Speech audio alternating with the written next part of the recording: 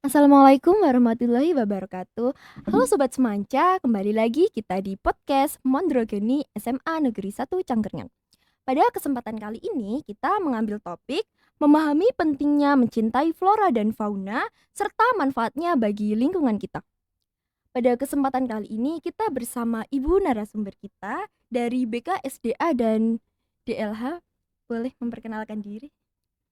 Oke, Dek memperkenalkan diri, nama saya Ibu Mustika Dewi. Kami selaku subkoordinasi eh, peran serta masyarakat di Dinas Lingkungan Hidup Kabupaten Sleman. Lebihnya kami di kegiatan terkait dengan sekolah adiwiyata. Ya, mungkin kalau SMA 1 Cangkringan kan sekarang sudah menjadi adiwiyata mandiri, nggih. Ya, mudah-mudahan dengan eh, gelar sekolah adiwiyata mandiri dapat terus berkelanjutan, dapat ditularkan virus-virusnya tadi ya, virus-virus cinta, ya, untuk sekolah-sekolah yang ada di Kabupaten Sleman. Terima kasih. Enggak? Selamat siang adik-adik semua, perkenalkan nama saya Kusmardi Astuti. Kebetulan saya bekerja di Balai Konservasi Sumber Daya Alam Yogyakarta dan di sana saya selaku fungsional pengendali ekosistem hutan. Terima kasih. Assalamualaikum warahmatullahi wabarakatuh. Perkenalkan, nama saya Dewi Setiawati selaku Subkoordinator Pengendalian Kerusakan dan Konservasi Lingkungan di DLH Kabupaten Sleman. Kami bertugas untuk bisa mengendalikan kerusakan dan juga untuk bisa mengkonservasi lingkungan, baik itu dengan upaya peresapan air hujan dan juga bisa memberikan bibit tanaman kepada masyarakat dan sekolah. Ya, baik. Bisa kita langsung saja ke materi. Kan pada tanggal 5 November itu kita peringati sebagai Hari Cinta Puspa dan Satwa Nasional. Mmm, di sini pasti banyak siswa yang belum tahu mengenai Hari Cinta Puspa dan Satwa Nasional. Jadi sebenarnya itu hari apa? Gitu. Izin ya kepada Ibu Dewi sekalian aja. Jadi Hari Cinta Puspa dan Satwa itu kenapa diperingati tanggal 5 Iya. November? Karena pada waktu itu Bapak Presiden Soeharto itu mencanangkan atau menandatangani keputusan presiden dengan adanya keputusan presiden nomor 4 tahun 1993. Di sini beliau menggerakkan masyarakat, khususnya masyarakat Indonesia, warga negara Indonesia, untuk tergerak untuk mencintai satwa dan puspa yang ada di Indonesia. Nah, karena kepres itu ditandatangani pada tanggal 5 November, maka kita peringati tanggal 5 November sebagai Hari Cinta Puspa dan Satwa. Gitu. Ya, Anjay. iya, Jadi intinya agar kita ini tetap melestarikan lingkungan begitu ya, Bu, iya ya? betul. Khususnya terkait dengan terkait dengan puspa dan satwa yang ada di sekitar kita, yang lokal kita. Gitu. Nggih. Jadi apakah mencintai Puspa dan Satwa Nasional itu penting? Terutama bagi kita generasi muda, pastinya banyak yang masih menyepelekan ini, Bu. Jadi apa pentingnya bagi kita seperti itu? Eh, Sangat penting ya, karena kadang-kadang kita tidak tahu potensi flora dan fauna yang ada di sekitar kita. Kita malah kadang justru mencintai satwa-satwa yang ada di luar negeri. Iya. Misalnya mungkin kalau generasi muda sekarang suka memelihara namanya lovebird Nggih. atau mungkin kenari atau mungkin mencintai apa namanya ya, flora-flora yang dari luar justru gitu. Sebenarnya kita punya potensi yang sangat besar. Misalnya kalau di Sleman kita ada namanya punglor atau anis merah. Nah, ini burungnya cantik. Nah, tapi mungkin generasi muda sekarang tidak mengenal ya anis merah itu seperti apa dan sebagainya. Nah, ini yang harus digerakkan oleh generasi muda, dan sebenarnya satwa-satwa itu merupakan kebanggaan dari kita, identitas kita, dan sebenarnya dia mempunyai nilai yang sangat penting juga bagi ekosistem. Dan juga saya yakin dia juga pasti akan bernilai bermanfaat juga untuk peningkatan taraf hidup kehidupan manusia. Ya. Mungkin dari Bu Eni ini bisa menambahkan terkait dengan yang di Sleman, mungkin. Monggo Bu Eni. Kebijakan Ya, mungkin. monggo. Oke, terutama terkait pelindungan satwa yang ada di Kabupaten Sleman sudah memiliki perda Nomor 8 tahun 2021 tentang pelindungan satwa. Jadi kami lebih kepada mengupayakan untuk bisa melindungi satwa lokal yang ada di Kabupaten Sleman. Tadi disebutkan oleh Bu Tuti bahwa salah satu satwa lokal yang ada di Kabupaten Sleman adalah anis merah atau burung bunglon. Mungkin nanti juga di wilayah Cangkringan misalkan ada elang Jawa, harimau juga ada nggih, Iya. atau kera ekor panjang. Nah, ini nanti yang kami upayakan untuk bisa melindungi satwa lokal yang ada di Kabupaten Sleman. Kalau untuk satwa lokal yang dilindungi secara garis besar atau secara umumnya di wilayah Indonesia kan sudah ada peraturan perundang-undangannya sendiri dan sudah ada aturannya. Jadi kami dari Kabupaten Sleman lebih kepada mengupayakan untuk pelindungan satwa lokal yang ada di Kabupaten Sleman. Jadi tadi ada anis merah, lalu monyet ekor panjang, itu termasuk hewan-hewan langka ya Bu ya, yang wajib kita lestarikan di lingkungan sekitar kita, gitu. Kemudian apa alasan kenapa flora dan fauna tersebut bisa langka? Karena kelangkaan biasanya yang pertama ini karena, eee, dia itu mempunyai nilai ekonomi kadang-kadang gitu, sehingga banyak perburuan yang terjadi seperti itu. Kemudian, yang kedua karena kehilangan habitat, karena tidak bisa dipungkiri setiap tahun pasti ada perubahan dari fungsi hutan, sawah, kebun dan sebagainya menjadi perumahan dan menjadi bangunan-bangunan yang lain. Nah, ini yang akhirnya membuat mereka habitatnya semakin kecil. Ya, terganggu juga. Kemudian, dengan adanya tadi gangguan tadi, kemudian juga terdesak dan sebagainya, otomatis mereka juga akan menjadi, perkembangbiakannya juga terganggu. Nah, ini yang terjadi seperti itu. Mmm, jadi, terutama dari, pemburuan ya Bu ya, kalau Iya, kebanyakan begitu. pemburuan itu Iya. kan dari kita, dari Iya. masyarakat. Jadi dari masyarakat itu sebisanya jangan memburu hewan-hewan langka, karena mereka dilindungi undang-undang juga ya Bu ya? Sebenarnya kalau hewan itu kalau berdasarkan di Mmm. Indonesia, ini ada hewan dilindungi dan tidak dilindungi. Jadi, kalau dilindungi sudah ada peraturan Menteri LHK sendiri, di P106. Sementara untuk yang tidak dilindungi nanti diatur oleh Perda sendiri. Nanti mau disebutkan oleh Mbak Dewi, tadi ada Perda nomor 8 tahun 2021. Nah, kemudian setelah dari Perda bisa jadi nanti Perdes.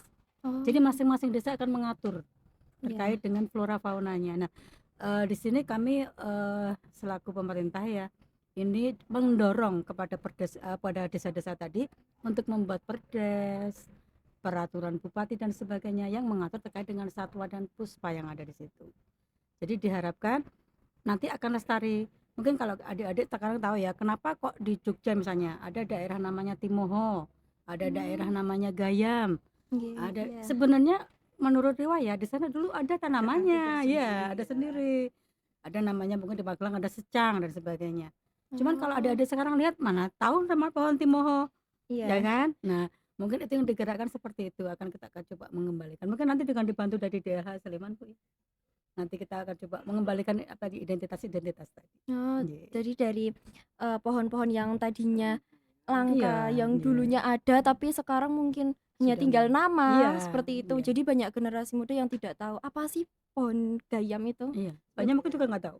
iya, iya, seperti Iya, ya karena di nggih. sekitar rumah saya itu ada gang namanya Gang Gayam. Nah, seperti Betul, itu. nggih. Kalau dari cerita nenek moyang, Iya, itu katanya dulu di situ ada pohon gayam iya dulu. itu, Ya nggih. saya bertanya-tanya, pohon gayam itu yang seperti apa? Iya, Seperti itu. nggih, nggih. Masih Nggih, Kak ya. monggo-monggo. Iya, boleh. Oke. Mungkin terkait tadi dengan tanaman-tanaman langka. Kenapa orang zaman dulu, kalau kita bicara orang zaman dulu itu kadang kan kearifan lokal sekarang kan memang perlu dijaga ya. Iya, Terkait dengan tadi mungkin gayam. Anak-anak sekarang kan tidak paham, "Wet gayam iki koyo ngopo?" iya, Nah, nggih. kenapa orang zaman dulu kalau ada pohon gayam itu kadang kan jangan ditebang, di situ banyak setannya. Sebenarnya itu artinya kearifan lokal untuk bisa menjaga ekosistem karena fungsi dari gayam itu kan konservasi untuk mengikat air nih, sebagai konservasi air. Sebenarnya tujuan orang tua zaman dulu itu kalau kalau kita pahami ke generasi sekarang ternyata oh ini toh manfaatnya.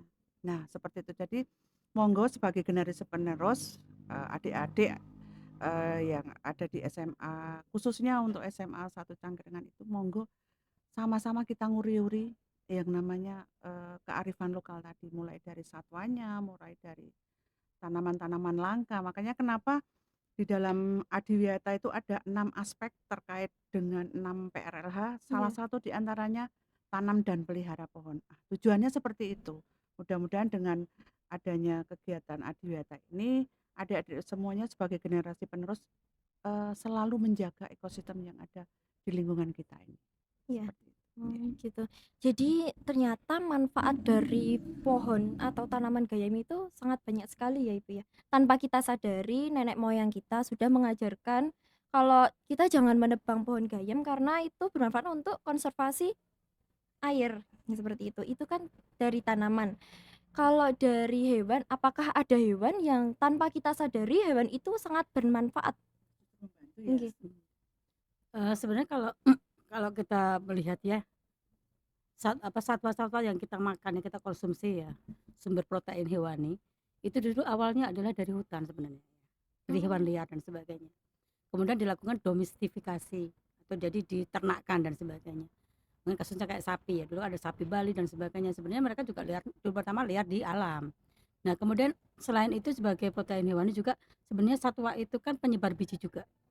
Kemudian setiap makhluk hidup itu pasti akan menempati suatu relung atau suatu tempat di dalam rantai makanan. Mungkin adik-adik dari SMA 1 Cakra udah tahu ya. iya rantai Rantai makanan. makanan itu ada Nggih. adalah proses makan dan dimakan. Nggih. Di mana masing-masing itu berperan di situ. Nah, misalnya kalau kadang-kadang kita tidak berpikiran bahwa memusnahkan atau mengambil satu jenis itu akan mempengaruhi yang lain. Mungkin seperti kalau saat ini ada namanya perburuan elang atau mungkin ada juga yang ngambil ular untuk dimanfaatkan dan sebagainya. Nah, mereka itu adalah predator atau pemakan dari tikus salah satunya. Atau pemakan dari monyet ekor panjang ketika dia masih Oh, bayi. Nah, ketika satwa-satwa tadi diambil, otomatis apa? Yang prey atau yang dimakan tadi otomatis akan melimpah karena iya. dia tidak ada predatornya. Nah, makanya sekarang mungkin ada semacam gangguan tikus, kemudian ada monyet sekarang ada dianggap sebagai gangguan dan sebagainya Iya. ya, di mana-mana sudah mulai. Nah, ini adalah salah satu contohnya adalah kenapa kok rantai makanan tadi harus dijaga. Nah, itu mungkin salah satu fungsinya ya untuk menjaga kelangsungan ekosistem. Gitu. Jadi menjaga dan dijaga seperti Iya, itu ya agar betul. hewan-hewan tersebut tidak punah seperti itu. Jadi tanpa kita sadari hewan-hewan tersebut juga membantu kita ya Ibu Iya, ya. Contohnya ketika pertanian di sawah iya, jika ada iya. tikus seperti itu. Oke. Lalu generasi muda untuk saat ini terutama seperti saya sebagai siswa, apa yang bisa kami lakukan agar puspa dan satwa itu tidak punah? Seperti itu. Kalau dari kami yang apa namanya, kenali cinta dan kenali puspa dan satwa yang ada di sekeliling kita. Kemudian kita cari tahu, kalau sudah kita kenal, kita cari tahu sebenarnya ini buat apa sih? Sebenarnya satwa ini menariknya di mana sih?